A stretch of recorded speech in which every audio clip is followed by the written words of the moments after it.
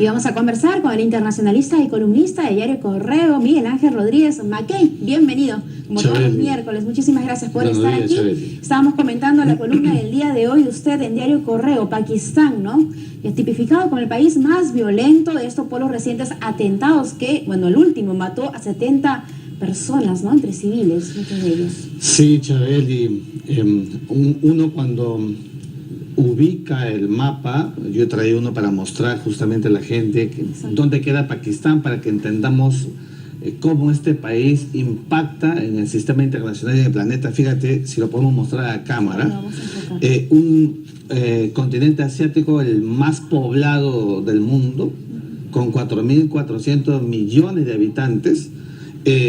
La porción exactamente de Pakistán está al norte de la India, con 190 millones de habitantes, y que se independiza de la India en 1947.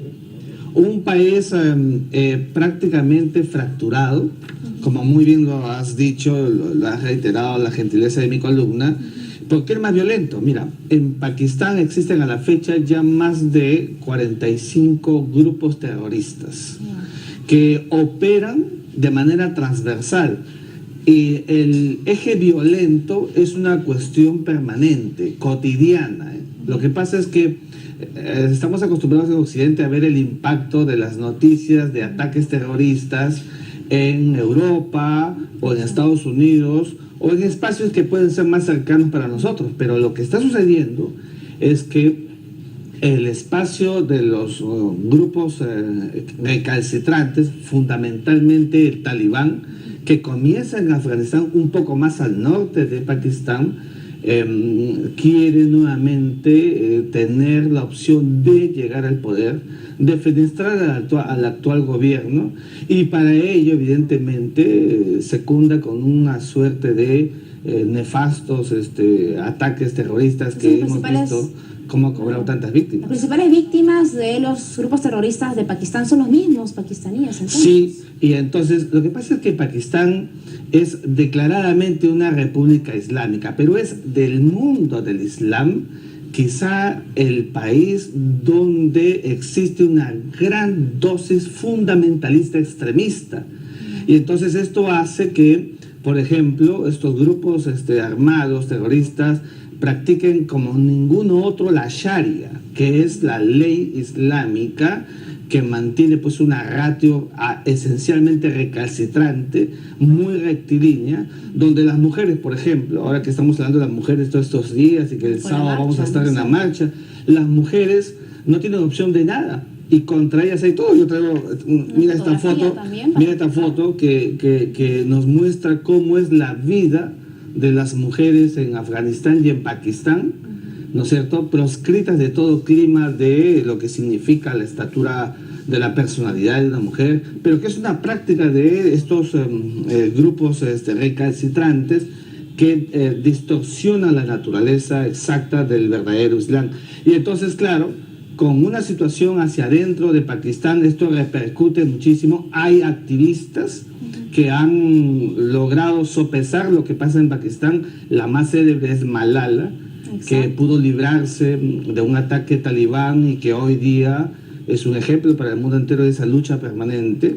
Al interior de Pakistán, Chabeli, hay pugnas entre los talibanes mismos y el Estado Islámico que quiere ingresar en Pakistán. Hay una pugna por el control, el poder.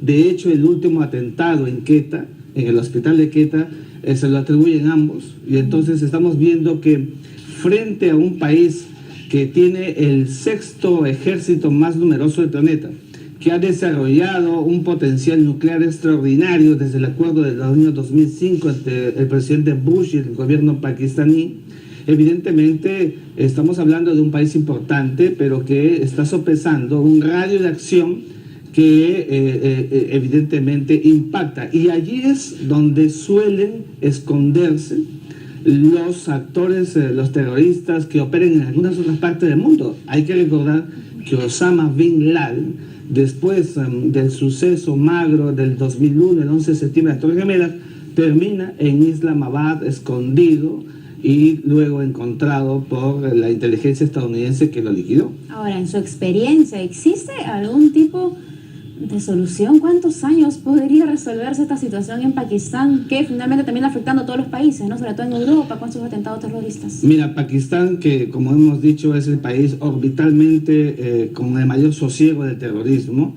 en realidad la luz para encontrar una salida es bastante complejo, bastante difícil. Existe una gran cantidad de etnias, de tribus, de visiones, son muy diversas y fracturadas. Es un país fracturado. Y cuando digo un país fracturado, es que el conflicto se convierte en una regla, Chabeli, y no como en las sociedades donde debe prosperar la norma jurídica y la regla del derecho y la convivencia de la paz. Entonces esto no está pasando en Pakistán y evidentemente esto llama la atención de la comunidad internacional. El propio secretario general de la ONU lo acaba de decir, una alerta internacional por lo que pasa en Pakistán, que es un termómetro de lo que puede significar la irradiación del fenómeno terrorista en el mundo, porque las cuestas de estos grupos suelen tener ahora ya sus actos operarios en diversas partes, particularmente en la zona de Europa y la zona del Asia Menor. Y de hecho el financiamiento que ellos tienen, estos grupos terroristas, ¿qué se puede determinar de dónde proviene? En gran parte estos financiamientos, Chabeli, devienen de actos operarios en el mercado negro, control de refinerías, y también hay que decirlo, hay algunos estados que camuflan las verdaderas intenciones y que coadyuvan a estas porciones de esta visión radical islámica, fundamentalmente sunita y en algunos casos chiita, que vienen operando a sus anchas en diversas partes del Asia. Muy bien, muchísimas gracias, don Miguel Ángel, por acompañarnos aquí como todos los miércoles.